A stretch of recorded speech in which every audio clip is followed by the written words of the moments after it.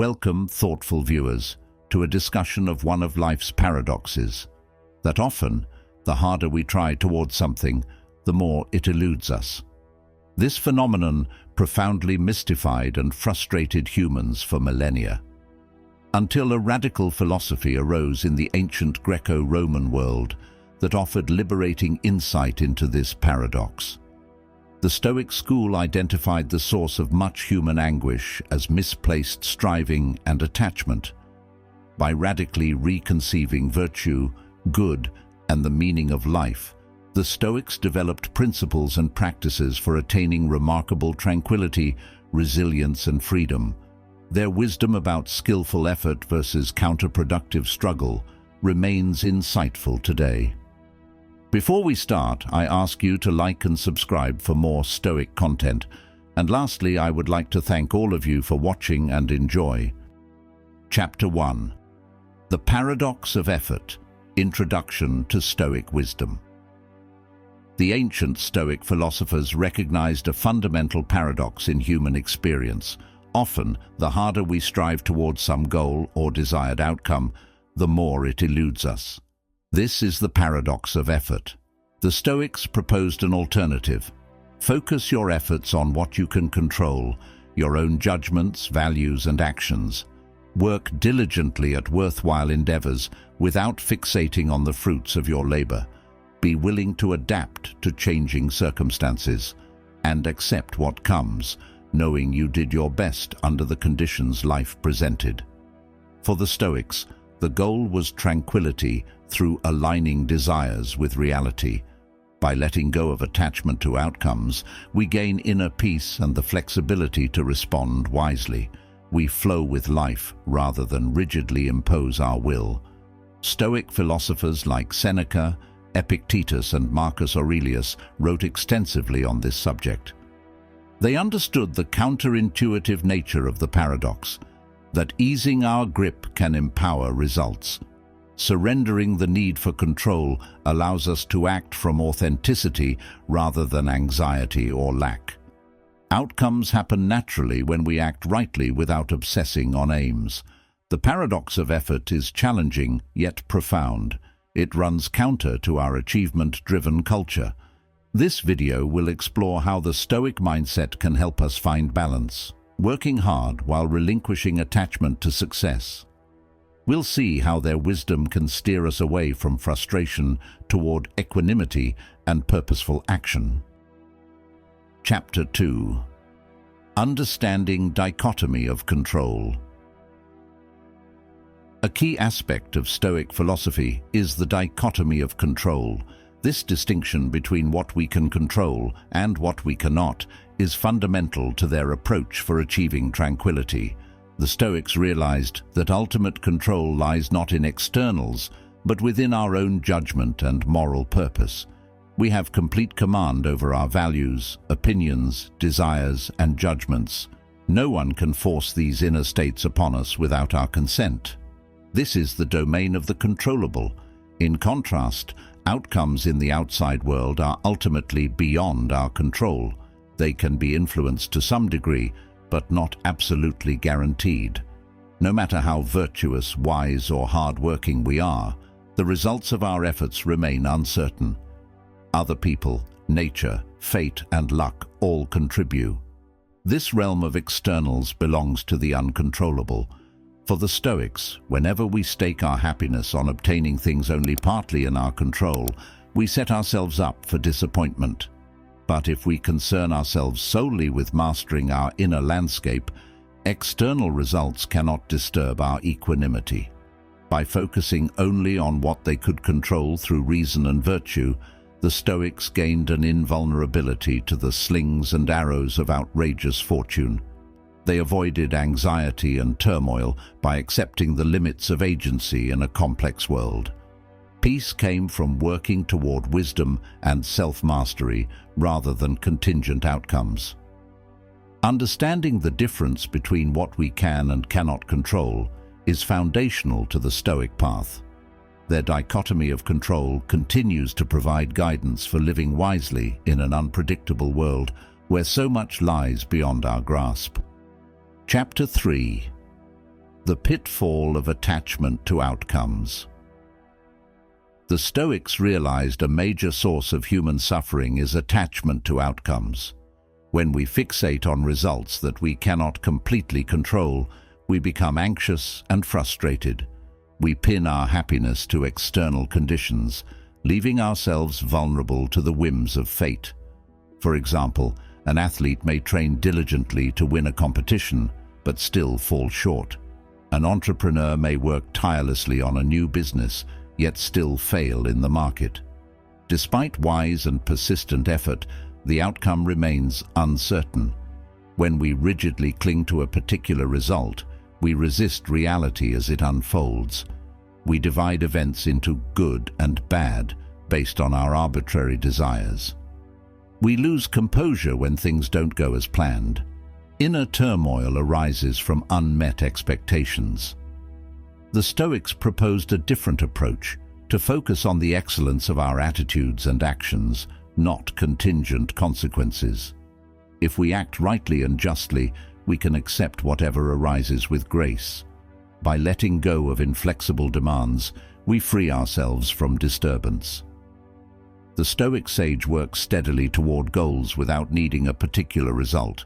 He or she maintains equanimity whether successful or not. All external things are received in accordance with nature, with neither craving nor aversion. There is only calm, focused action. The Stoics remind us that when we relax our grip on specific outcomes, we gain emotional freedom and power to respond. We allow life to unfold organically rather than forcing our rigid will upon the world. Releasing attachment leads to inner peace and outer flexibility. And Chapter 4, Acceptance versus Resistance. A Stoic Perspective. The Stoics realized that much of human anguish springs from resistance to what is. When events don't align with our desires, we reject what is present. We dwell on what should or could have been. We cement our suffering by arguing with reality. The Stoic sage embraces a different stance, radical acceptance of what lies beyond control. By affirming rather than denying reality, we gain resilience and perspective.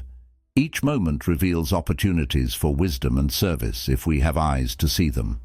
Consider challenges like illness, loss, failure, or injustice. Our instinct is often to rail against such adversities, but the Stoics advise a different approach, to meet difficulties with courage and hope. Hardships can strengthen our character and connect us with others. Each situation allows us to practice virtues like bravery, patience, and compassion. The Stoic seeks progress, not perfection. While working to improve conditions, we simultaneously accept imperfect realities. With equanimity, anything can be transformed into learning and growth. Moreover, acceptance brings peace of mind. Resistance locks us in endless turmoil, whereas acceptance allows life to proceed, invoking our creative participation. Time and energy spent resenting the past are wasted. The Stoic lives in the present, flowing like water rather than fighting like a stone. The next time events contradict your desires, consider the Stoic view. See if you can open your heart to accept what is, in all its messiness and uncertainty. You may find inner tranquility and power to respond with wisdom. Chapter 5. The Role of Expectations in Struggle. The Stoics understood how expectations lie at the root of much human struggle and distress. When reality fails to match our preconceived beliefs about how things should be, we experience shock, anger, or sadness. Attaching to expectations binds us to imagined futures, distracting us from responding to the present. For example, imagine you plan an outdoor event believing the weather will be sunny, but instead it rains heavily all day. If you rigidly hold to your expectation of sunshine, you may feel deeply frustrated or disappointed by the rain. Your attachment to a certain outcome blinds you to other possibilities. The Stoics advise examining our expectations closely. Are they realistic or possible to control? How much do our expectations impose fixed ideas rather than allowing life's organic unfolding? Can we release demands and meet reality as it is? With an open mind, the rain could have been received as refreshing rather than ruinous. Each moment offers infinite opportunities if we engage it with presence. Letting go of limiting expectations creates space for appreciation. Along with examining expectations, Epictetus advised invoking this powerful phrase, "It seemed so to me." By adding this simple clause to impressions, we avoid being shocked or offended when things don't align with our beliefs. It's a tool for retaining composure and clarity. The Stoics encourage full participation in life while resisting attachment to specific outcomes. Holding expectations lightly allows us to respond with wisdom, even when events surprise or disappoint. With flexibility, we gain freedom and power. Chapter 6. Virtues as the only true good. The Stoics believed that living virtuously is the only true good. All other so-called goods like health, wealth and fame were deemed indifferents since they can be used well or poorly. Virtue alone always benefits its possessor. The Stoics identified four main virtues: wisdom, justice, courage and moderation. To live wisely, justly, bravely and moderately ensures an excellent character and rewarding life. These virtues represent the pinnacle of human nature. Cultivating virtue requires consistently making proper use of impressions through right perception, judgment and action. This includes distinguishing good from evil and maintaining diligence in excellence. A virtuous person expends all effort on what is possible and controllable. By making virtue the sole aim, the Stoics gained incredible inner freedom. External goods became preferred indifference, but never necessities. Come poverty, illness or misfortune, the Stoic retained happiness through abiding in wisdom. Stoic ethics stressed living harmoniously and fulfilling one's role in society. But virtue remained the paramount goal. Only moral excellence allowed human flourishing. The emphasis on virtue compelled the Stoics toward magnanimity. Since physical goods are fleeting, they instead sought enduring riches, those of character. This led to greatness of soul, alleviating pettiness and envy. In summary, the Stoics found freedom through regarding virtue as the one true good. By fixing their gaze on moral excellence, they gained resilience and fortitude no outer circumstance could shake. Chapter 7. Negative visualization, preparing for adversity. The Stoics regularly engaged in an exercise called negative visualization to strengthen resilience. This involved imagining worst-case scenarios like loss, illness, death, exile, and ruin. Visualizing adversity served two purposes. First, it helped relativize everyday worries. Minor inconveniences seemed trivial next to catastrophe. Practicing negative visualization dissolved anxiety over small matters. Second, it prepared the Stoics for handling adversity with wisdom and perspective. Envisioning hardship made actual difficulties less shocking. Having rehearsed misfortune, they could respond with equanimity. Consider how you react when plans get disrupted. If you cling tightly to expectations, even a small change may disturb your composure. But when you imagine major reverses, everyday frustrations seem manageable. The Stoics combined negative visualization with appreciation. After envisioning losing something, they reflected deeply on its value. This cultivated gratitude and presence. By bracing for adversity, we gain incredible freedom. Circumstances cannot shock or shake us. We remain poised to respond with courage and hope. Through self-discipline, the Stoics became indestructible. Chapter 8. The Stoic Approach to Failure and Setbacks. Failures and setbacks are inevitable in life. The Stoics developed principles and practices for meeting adversity with wisdom and resilience.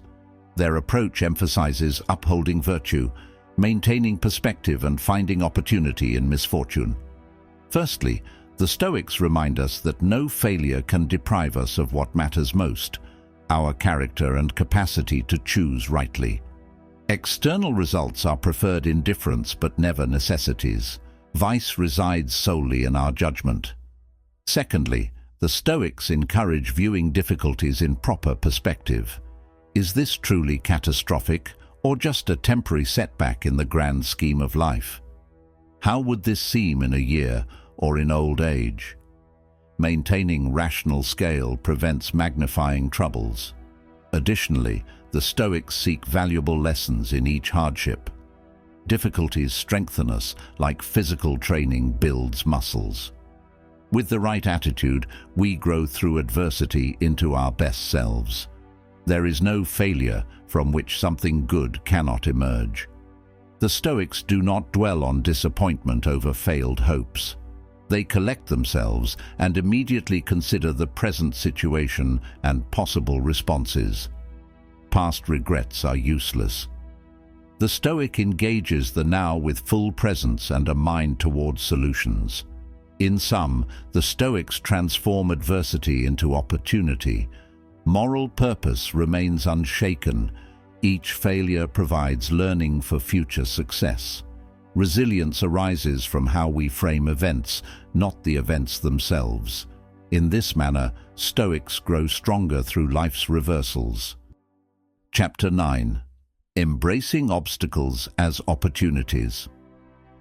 The Stoics believed that an obstacle loses its power to harm us when we stop seeing it as an obstacle. Every difficulty presents an opportunity for practice and growth if we have the proper perspective. Consider a challenge you currently face, like an illness, strained relationship, or professional roadblock. The typical response is to resent the impediment and seek to eliminate it. But the Stoics suggest a radically different view. Rather than resisting the obstacle, embrace it. Open your heart and mind to the difficulty. See it not as an adversary, but a teacher. Ask sincerely, how can this problem develop my character? What virtue might it strengthen in me? How might this change my actions toward service? When faced with exile, Seneca did not despair. He said, "Wherever I go, there I am." With equanimity, he converted misfortune into opportunity. Mandela transmuted years confined unjustly into a workshop for wisdom. Hardships summon our creativity and courage. Progress often arises from working through constraints. An archer shapes skill by adjusting to the wind. Trees grow sturdier from bending without breaking. From the Stoic perspective, an obstacle is only a blockage if we fail to perceive openings. Our job is to shift from resisting to cooperating with challenges. When we align ourselves with difficulties, they lose their power to disturb us. Each one invites us to new heights. Chapter 10. Cultivating indifference to external events. The Stoics realized that attaching great importance to external happenings was a source of distress. By working to cultivate inner indifference to events outside their control, the Stoics maintained equanimity regardless of circumstances. They saw externals like health, wealth, pleasure, and fame as preferred but ultimately unnecessary for happiness. Such indifference could be used well or poorly, but did not determine virtue or vice. Only one's judgments mattered for living excellently. This led the Stoics to greet both favorable and unfavorable events with level-headedness. Strong desire or aversion to contingent things implied over-attaching to matters of chance. Moral purpose remained unshaken by the winds of fortune, good or ill. Marcus Aurelius provided a remarkable model of indifference to externals. Despite immense power as emperor, he lived simply and maintained composure through wars, plagues, and disasters. His meditations reflect a mind freed from trophies of worldly success. The Stoics still preferred health to sickness or safety to danger within reason. But they avoided depending on circumstances for fulfillment. By mastery of perception, even painful things like illness or exile could be transformed into opportunities for growth. Occasionally, Epictetus suggested desiring certain outcomes strongly but lightly. Wishing in moderation balanced working toward goals while accepting reality. The aim was not indifference itself, but the resilience it nurtured. In sum, cultivating indifference allowed the Stoics to flourish regardless of fortune. They discovered immense freedom and power in focusing only on their chosen judgments and actions. As we reach the end of this exploration, I hope you feel inspired by the Stoic perspectives on progress, acceptance, and the paradox of effort.